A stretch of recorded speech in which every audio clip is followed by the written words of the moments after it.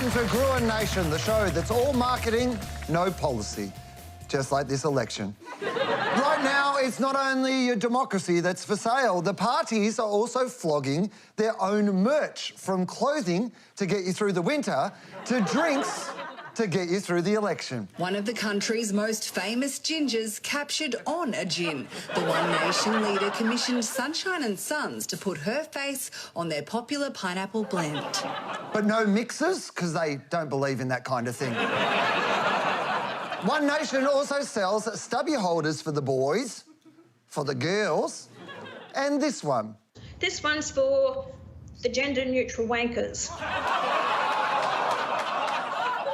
Who would buy that?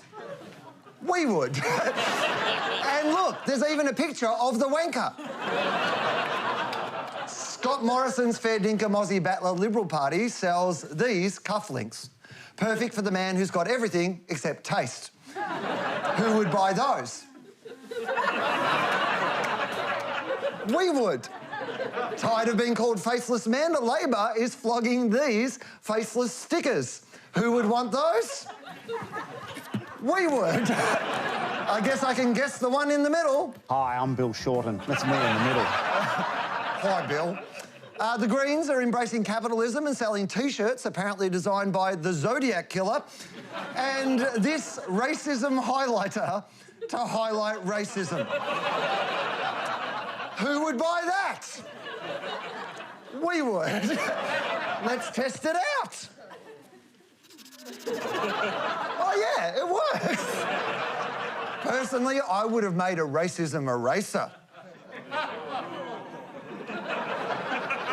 The Qatar Australia Party sells this cap. Yeah, only Bob gets the big boy brim. And what's more Australian than a hat printed in New Zealand?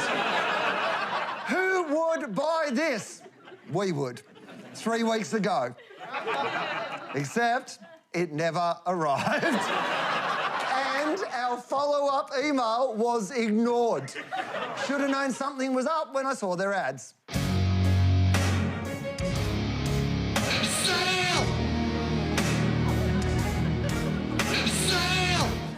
Okay, if it's not for sale, then don't put it on your site. Fine, Bob, I'll make my own Qatar hat. Here. It's a very special hat. It lets 1,000 blossoms bloom, but I ain't spending any time on it, because in the meantime, we need to introduce our panel. Todd Sampson, former director of the Victorian Nationals from Sally Branson Consulting. It's Sally Branson, former ALP campaign strategist, now with Newgate lender Ashalom, and filling in for Russell Howcroft, global election strategist Toby Ralph.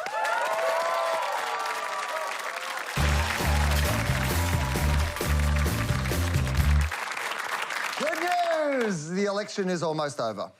But the major parties are still throwing haymakers. Labor is watching prices go up. Seen the price of a lettuce lately? Not a fancy pants minuetti one. An iceberg. Morrison says things are great. We're doing fine. Has he been to the shops? It's not my job to do that. Authorised P. Erickson, Australian Labor Party, Canberra. Typical Labor, always banging on about the Greens.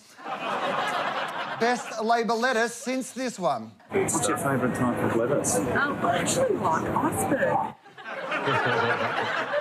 Great chat. But who was that guy? Hi, I'm Bill Shorten. That's me in the middle. Oh, hi, Bill. Meanwhile, the coalition is on the defensive, trying to stop a 4-word Labor attack. I'd tell you the 4 words, but that's not my job. That's not my job. Why haven't you personally lost patience with Dan Andrews? Because that's not my job. That's not my job. I'm not going to go around telling Australians how to spend their own money. That's not my job. Are you frightened? It's not my job to do that. I've always said he knows people's jobs, specifically these people's jobs. That's what they do here. That's what these big round things do. And they'll make more big round things for different purposes. And they'll know how to do it. They do know how to do it.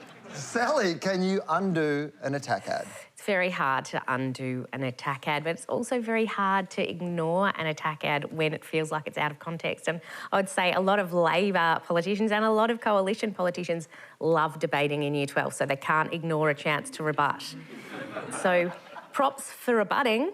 Well done, Year 12. But the length of the YouTube, not as great. But, you know, you can't help yourself. You've got to just set the record straight. Yeah, I think it just reinforces it. I think it does the opposite. You're left just remembering it's not my job. And the idea of kind of countering an emotional ad with a rational response rarely works. I think they may have been media baiting with it. I think what they're hoping is that the night news picks it up and says, oh, it's not true, it's false. But the problem with political advertising is it's often void of truth, and there is no fact-checking in political advertising, so there is no story, really, in it from a media perspective. They could be under pressure from their own party to kind of counter the attack ad. So they might feel a little bit of like, we've got to put this out for our supporters. But I think why it doesn't particularly work is because they can't have their own leader front it personally. And it's because he's got a really low favourability rating, and so the trust isn't there for him to front it. I mean, I believe they asked Scott Morrison to do that, but he told them it wasn't his job. The Liberals are hoping they have one attack ad to rule them all. Taxes, yes, taxes. We will tax all of them. So much money. No, you idiot. But I want their money. No, you can't tell them. It's the only way we get precious votes. It won't be easy. Under Albanese. Authorised by Elhurst, Liberal, Canberra. Wow, how did they get John Howard in that ad? This is the latest in a campaign filled to the brim with shit memes like this. I am inevitable.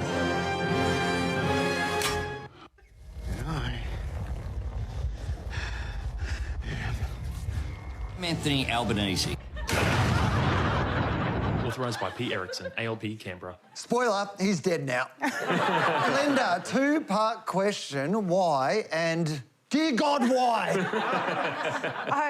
This is woeful advertising, but I think it's about the game of quantity. So think back to 2007. You know, the number of channels of communication were far fewer than what we have now. You've got people getting their news from TikTok and from Facebook and from online news sites. So I think hopefully what is a lesson out of this election is that political parties stop treating young people as one whole generation and as one kind of homogenous generation. So they're not all socially progressive, climate change warrior, woke individuals, and they need to be engaged with about how they want to actually learn about politics and democracy at a much deeper level than they are now. But I think this is just about getting content out and covering all of the bases. Yeah, I mean, memes are an important part of elections now, not just here, but globally, because they're the perfect propaganda vehicle. They're short, often, not this one, short, borrowed imagery from something that's in pop culture already. Humor masks the nastiness of the message often, and their ultimate goal is for it to be shared. But my issue with this is executional. Albo's never looked better than that. and in my mind, Gollum is meant to be this kind of cave creature with big eyes and hair and grotesque and ugly. And I reckon this just looks like a fit, young Albo that's could run through a Smacko's ad. You know what I love too? When Lord of the Rings came out, like every idiot at a party thought that they could do a Gollum impression. Yeah. And the Libs have managed to find the one person who can't. And it's a bit like they're stuck in a 2000 vortex with Photoshop, you know, and technology, and you just wish they would come out, because all of their memes are aimed at their generation, not at the actual younger generation. So it's kind of misfires on a number of levels. I'd be looking at TikTok and I'd be looking at Instagram, and one of the greatest things that we're seeing is the power of influencers, and that's not going to change as much as people roll their eyes about it. Influencers are marketing, and people are paid, and this is their job. So I think there's been a real missed opportunity around Instagram and around using TikTok. And TikTok is the same as Instagram. You've got people with so many followers who hang off every word about makeup. Well, they might hang off every word about the leader of the party. I think any normal, balanced Australian in 18 to 25 should be out drinking and rooting strangers and experimenting with a whole range of illegal drugs. And you get some of the odd ones who join political parties. You said it, Toby, I didn't say. And when they join a party, you find the average age of a member is about 107. So they say, oh, we've got a young one here, we'll put them in charge of the web because I don't quite know what they do. So they do the social media. And because they're oddballs, they make these things that they regard as clever and funny and relevant and persuasive, and they're just not. They're just embarrassing most of the time. I think there's a massive amount of money being wasted. I want to return to a tune we mentioned last week. And that's my kind of party. No, that is my kind of party, but it's not the song I meant. I was talking about this one. More taxes are coming, more taxes, more taxes. There's a hole in your budget, dear Labor, a hole. Please stop that song. Please stop it. Please stop it. That tune has been played over 5,000 times on TV alone and 1,000 more in my head, and it's really catching on with the youth. More taxes are coming, more taxes, more taxes. There's a hole in your budget, dear Labor, a hole. That's not my kind of party. Todd, can you annoy your way into power? I think this is the best of a bad bunch. Not because I like it, but because it's effective. And we know that the part of the brain that processes music and sound is the same part that processes memories and holds our memories. And that's what makes earworm music so powerful. And earworms is music that gets in and then just gets caught in a loop. You're unable, you can't get it out. And the idea from an advertising perspective is if you get earworm and the music is so strong, it tethers you to the ad. So no matter where you are in your house, if you go up for tea and you still hear this, it still triggers that is an ad, you know, a political ad, that is a liberal ad, and it triggers it off in your mind. And nursery rhymes, there's a hole in my bucket, by their very nature are earworm because they're designed to capture a child's attention using cadence, using rhythm, using tone. So it's the perfect earworm. And people are annoyed because it's working. I'm not sure that actually was a TikTok, by the way. I believe that was actual footage from the prayer room at Parliament House. Anyone who's worked at Parliament House has been to the prayer room. Anyone. Don't let anyone tell you different. Everyone's been in the prayer room at some stage or the other. There's no cameras in the prayer room. No cameras in the prayer room. All right. What happens in the prayer room? What happens in the prayer room stays in the prayer room. However you worship. I do think the Liberal Party has some of the best negatives I've ever seen consistently every election. I think they have very punchy, memorable, to the point negatives, and I admire it from the other side.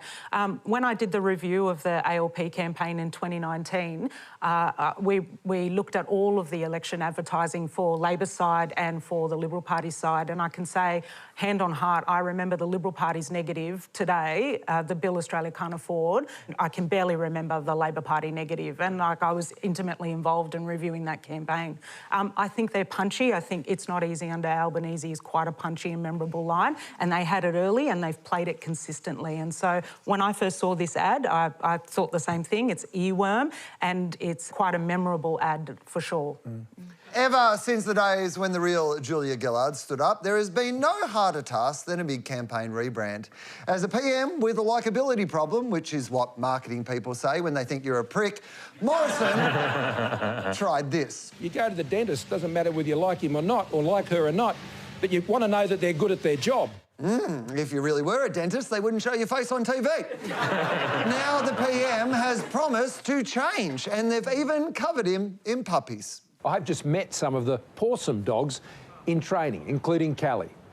Our $5 million that we're investing will quadruple the number of hearing dogs in training here in Adelaide to 120 dogs a year. That's not my dog. Unfortunately, if Albanese wins, all those dogs will be killed. Sorry, I have to say that for balance. So, Toby, what's the secret to make your rebrand not seem pathetic? Well, first I'll remind you that Cruella de Vil loves puppies too. The problem Morrison's got is they're running focus groups at the moment, and they're saying, we think he can run the country, but he's not very likeable, and we don't really quite trust him there. He started off using the dentist analogy, and then people said in the focus groups, I like my dentist. I should like my dentist. You know, if you're the dentist, I want to like you, and I don't. And I'm not sure that's going to cut it. I'm not sure it will. So he hasn't managed a proper brand refresh yet. I don't think it's quite cut through. And I think he might struggle with that change. It must be hard to go to your leader and say, one of the problems we have is people don't like you. Yeah, sure. I mean, you're surrounded by sycophants as well. You're surrounded by people who say, you're terrific, Scott, don't worry about it, it's great, you're saying the right thing, this is just a few people of the left who are out there to get you, and there are a lot of people out to get him. Every Prime Minister works themselves to the bone. It's a grindingly punishing job. It's terrible. And just after you put in all that effort, the public rips you to pieces. Every prime ministerial career follows an arc. You know, tiny bit of not so unpopular down to desperately unpopular. And then you're either knifed in the back by your own party or booted out by the punters. And everybody, that happens to every single one of them. I don't know why they do it. In this election, where you live determines the campaign you see. In Victoria, the Liberals run this. I am the highest taxing premier in Australia. Higher taxes. Yippee! Little puppet Albo, you stand for everything I stand for, because, let's face it, you can't stand for yourself, can you? It won't be easy under Albanese. Authorised by Seema Quest and Liberal Melbourne. OK, can no one at Liberal HQ do an impression? This is what happens when you don't fund the arts. Meanwhile, in Western Australia, Labor run this. For 2 years, Morrison's Liberals fought WA, trying to tear down the border, and backed Clive Palmer in his High Court case against us. They said New South Wales was the gold standard, and West Australians were cave people. Well, cave people famously invented that big round thing. Linda, can intelligent, beautiful Western Australians be pandered to like this? Yes, 1,000 times yes.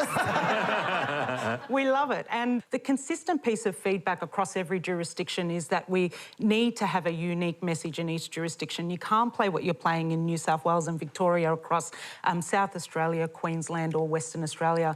And it is the case that the voters and the issues that are playing out in each jurisdiction are different and unique. One of the most interesting things for me as a former Sydney-sider who's moved to Western Australia is that you can see that everyday Western Australians know the price of iron ore and can have a conversation about the economy. That's a very different conversation to be having with that jurisdiction. And giving Western Australians a little bit of love and catering to and targeting that message really goes a long way to make us feel heard, make us feel like we count and make us feel like we actually have a say at the election. You're not cave people, you're mine people. They're different people. Yeah, different caves. Yeah. In the final stretch of the election, the most Googled question is, this is true, who is winning? Answer, not us, particularly as people also search for, what party is Scott Morrison in? Answer, not my kind of party. When it comes to campaign targeting, it's not the size, it's how you use it. The most micro targeting we could find was on the dating app Grindr. And if you don't know what that is, it's not for you. But it is where the Greens, shall we say, plug their party. Spice up Canberra with a third, the best parliaments are hung, and my favourite, you always come first with the Greens.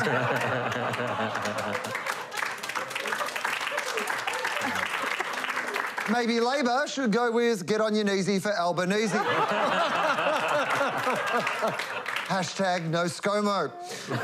Todd, will this help the Greens get ahead or more behind? I actually like it. So I think context is important. If Morrison was on Grindr, we'd all be raising our pink wash eyebrow. But the Greens, and particularly these candidates, have already played a big role in the LGBTQIA+ community.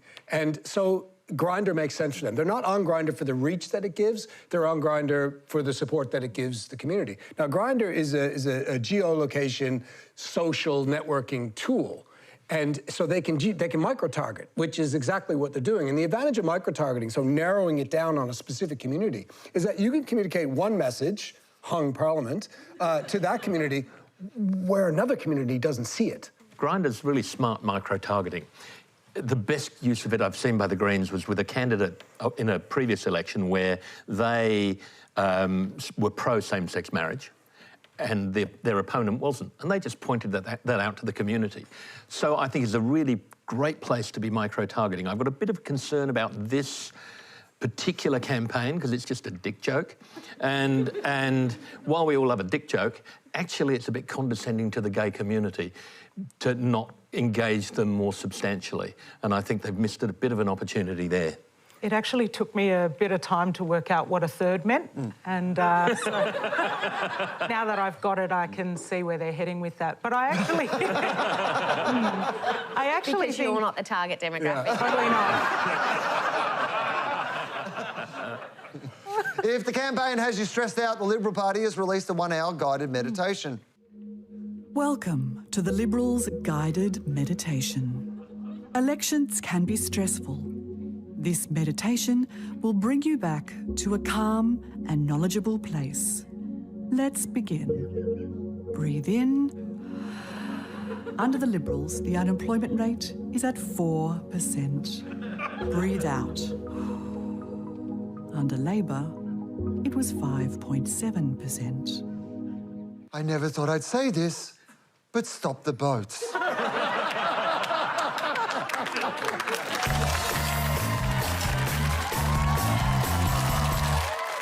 This week, we've challenged our agencies to do what no government can, bring Australians together after the election. Here's the first pitch.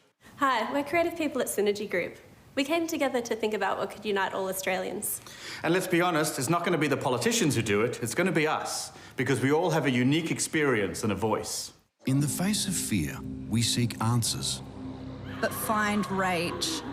In this rage breeds hatred. And in that hatred lies destruction. Yet as the deafening silence falls, one thing unites us all. Our need to have a voice. A place. A belonging. To be heard. Australians must have the courage to listen. Together, we can be one. And many. You've got my vote. And now the second pitch. Hi everyone, we're All Good Collective. With the upcoming election, Australia has never felt as divided. But we have been looking for the one thing that unites us all. Enjoy.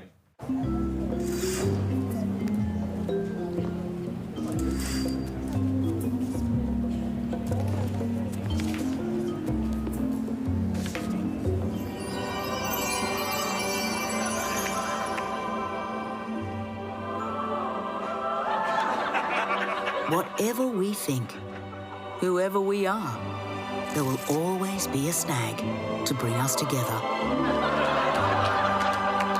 Australians, united we snag.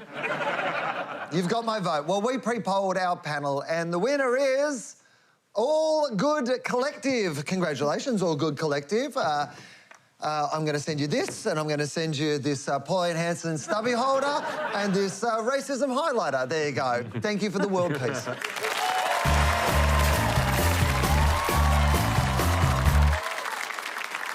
There's an old election truism that all politics is local, and some candidates are particularly keen to emphasise their local credentials. Hi, I'm Peter Hudson, your local Liberal for brand. I'm a local school in a local family, local community, our local community. I think he's from out of town. Treasurer Josh Frydenberg had a unique way to show his face around Kooyong, paying for these terrifying walking billboards. That's one way to keep unemployment down. He also tried to boost his street cred with community endorsements. That's one thing about Josh. It's doesn't only just come and pick up his shirts. He would take the time to actually just say, how's it going? Wow, what a guy. Linda, what's the value of a local endorsement? Yeah, so, I mean, local endorsements are really good at giving credibility to politicians. So, as naff as that might have seemed, It seemed pretty naff. Like, the best thing that they could come up with was some guy going, Josh says hello, after I've spent all day cleaning the blood out of his shirt. That's right. But think about it, right? Like, so local people don't give their endorsement for free, and they don't give it to anyone who turns up, you know, 30 days before an election and says, hey, by the way, would you come out publicly and tell everyone I'm a good person? These are relationships that are built over time, and they are with people that are, you know, from a school community, from the RSL club, from a sporting club, small business owners, and they put themselves out there to kind of back their politicians, and they say, look, we know what you think about politicians, but this guy's pretty good, and I'm backing him, so I think you should too. And I think what it does is it goes a long way to kind of mitigate against the cynicism that people have against politicians, and so it has a really big impact, particularly for people who don't pay attention to politics day to day. Yeah. You know, you need different endorsements for different jobs. If you're losing your base, you wheel out, you know, John Howard or Kevin Rudd. If you're losing the high street, you get your dry cleaner. If you're losing Bogans, you get a footballer. If you're losing all of them, you get a bus ticket to Centrelink.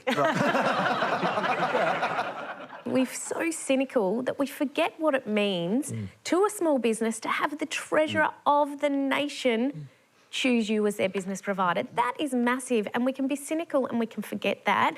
That's really massive. For me, Josh gets points for going and picking up his dry cleaning and not getting a staff member to do it. So there is a great deal of value in a local endorsement. A lot of people in Kooyong get dry cleaning, so there's a target market. You're absolutely right. There are a lot of people do get, like, you know, their laundry done at Eddie's probably, and they get their money laundered in Panama. One of the major stories of this election has been a group of independents with independent teal colouring and independent near-identical climate policy. That's my kind of technically not a party. Teal supporters enjoy dancing with umbrellas and gathering in large packs. Let's do this, Kooyong. They're off to get more umbrellas. And they've got the traditional candidates so worried they're making attack scratchies. Nothing says we're better economic managers like a scratchy. While Catherine Dee's supporters made this borderline hostage video. We love Catherine. We love Catherine. She is our candidate. Okay? 1, 2, 3, go. She's our candidate. Yes, Ringo. That's it. No need to do a second take, guys. We have absolutely nailed this one. Please do not erase this footage. Put it straight on the internet. This is perfect. We could not do better than what we've done. Even the dog wasn't facing the camera. The dog's like, don't you dare put my face in this. I had to meet the Prime Minister the other day and fake me enjoying that. No way. Wow. Anyway, that's the only bad thing I've heard about that candidate, so you can't fake that kind of grassroots passion. So, Sally, are the Teals brilliant campaigners or just good at selling umbrellas? One thing that we need to remember is there are so many independents, and they have been for time immemorial. Every ballot paper has independents, and then all of a sudden there's this Teal movement. But where's the policy? So it's very easy to wear a Teal T-shirt and ride that wave. But I say, for the Teals particularly, it's all care and no responsibility at this stage. It's all PR and no policy. Well, first of all, I love that there's just another colour. Yeah. The idea that it's blue, it's Liberals with a bit of green. That's just, anyway, I quite like that. But the thing with the Teals, they're doing two things, I think, well, and they're doing it because they can, and the major parties can't. The first one is they're targeting. So they are targeting this sort of middle-class Australian. And the other thing that they're doing well is messaging from a differentiation point of view, because the topics that they're focused on, the major parties can't touch. You know, climate is an anchor for the major parties. That's why it's rarely talked about in the media or during this campaign, because of its link to potentially damaging the economy. And if you add that with their centrist positioning, no wonder they're picking up, and no wonder that more and more people are looking at them. In addition, It's a good colour. Yeah. What they're actually doing is taking a form of community organising that was pioneered by Barack Obama in his first campaign, and it's sort of permeated all around the world. And basically what it is about connecting with people on a values base rather than policy. How they're doing it is they're kind of expanding, and they'll train people to bring other people in. It's a bit of a cult, but it's a good cult. I think you're right. It's a cult. And it's like a cult of losers, honestly. It's successful differentiation. Go on. I like this. You're warming up into it now. Exactly. This is the old Liberal Party strategist coming out. They're a cult of teal-clothed losers, aren't they? If you're like me and avoid eye contact with volunteers as you head into the polling booth, you've probably noticed the candidate call flutes, which is a nerd term for posters. Everyone wants to stand out, which is why Sian Coombs used her Australian Survivor photo, a show where she lost a popular vote. Twice. Eric Abetz has call flutes that look like he's escaped from a care facility. While this candidate seems to have passed away. That's a shame. Physician, heal thyself. Toby, how should you stand out on election day? On election day, you need a bunch of people and a single proposition at all the booths and a how-to-vote card. You've got to do that. But there's a bit of work to do just before that in the last few days, which we're coming into now. You need your core flutes out on lawns everywhere. Core flutes are important because they build what we call name ID. And that matters because it helps you harvest second preferences. You know, if you've heard of the candidate, then you're likely to put them as number 2 because you feel safe. It also makes people look popular in the local area, which even if you're against really well-known people, you can have more signs so you look more popular, which is pretty good. Can you convince someone, like, do you even know what the stats are on people who make up their mind on the day? It's roughly 10% who still walk into the booth and decide. So it's between 7 and 10. Yeah. And what actually happens is more and more we're seeing people vote early. And so I'm actually kind of questioning the value of election day strategy, which is traditionally treated a little bit like point of sale at a supermarket, where you just do as much as you can to try to convince people to buy that last chocolate bar before they kind of get through all their groceries and walk out of the shop. But what's interesting about where people are voting now is that they're just not voting in the polling booth necessarily. Sometimes they're voting at home, sometimes they're voting outside their electorate, so you don't necessarily get signage in those areas when you're about to cast your vote. 40.9% of people at the last federal election voted in pre-polls. It's going to be higher this time. But swinging voters tend not to be those people because they wake up on the day and say, oh, bugger, I got to vote. So you're still going to get them on the day. The thing that really makes the difference in the last few days is the thing called neighbourhood letters. Handwritten notes from Doris at number 68, and they go out in the marginal seats. And can I give you a typical letter? So a letter might say, you know, dear neighbour, I don't normally get involved in politics, but I'm really worried about not having a speed hump on Warple Road. We all know what I've been writing to our sitting MP, Cynthia Shitbag, for years. And she's done nothing. But I've contacted her opposition, Nigel Nice, and he says it's going to be his top priority. So please vote for Nigel Nice this election. That shifts votes like crazy. Like crazy. Absolutely, in marginal seats. That'll start happening now, and it'll shift votes around wildly, because all politics is local, and it looks sincere. It's not.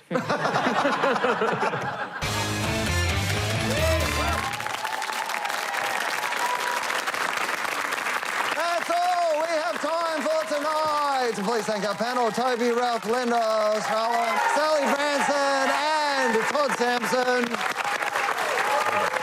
We will be back in 3 weeks with a brand new series of Gruen Classic. But since it's been a long and stressful campaign, we thought we'd make you a guided meditation to get you through to Election Day. Namaste. Welcome to the Gruen Election Meditation.